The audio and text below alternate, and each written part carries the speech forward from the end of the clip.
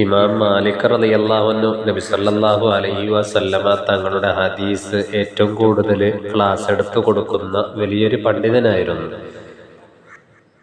ക്ലാസുകൾ നടന്നുകൊണ്ടിരിക്കെ 16 പ്രാവശ്യം തൻ്റെ ശരീരത്തിലേക്ക് തേളുകൾ വന്ന് കുത്തിയപ്പോഴും ശരീരം അനങ്ങുകയോ ക്ലാസുകൾ കട്ട് ചെയ്യുകയോ ചെയ്യാതെ വളരെ സുരക്ഷിതമായ രീതിയിലാണ് ക്ലാസ് പൂർത്തീകരിച്ചത്. നബി സല്ലല്ലാഹു അലൈഹി വസല്ലമ തങ്ങളുടെ ഹദീസ് പറയാൻ വേണ്ടി ഉദ്ദേശിക്കുമ്പോൾ ശരീരം നല്ല വൃത്തിയായി കുളിക്കുകയും വുളൂ ചെയ്യുകയും നല്ല വസ്ത്രം ധരിക്കുകയും തലപ്പാവ് ധരിച്ച് സുഗന്ധം പൂശി ഏറ്റവും ഉയരമുള്ള സ്ഥലത്ത് ഇരുന്നുകൊണ്ടായിരുന്നു ഹദീസ് ക്ലാസുകൾ എടുക്കാറുണ്ടായിരുന്നത്. ക്ലാസുകൾ മുഴുവനായി കഴിയുന്നത് വരെ ഊതുകൊണ്ട് പുകയിപ്പിക്കുകയും ചെയ്യുമായിരുന്നു.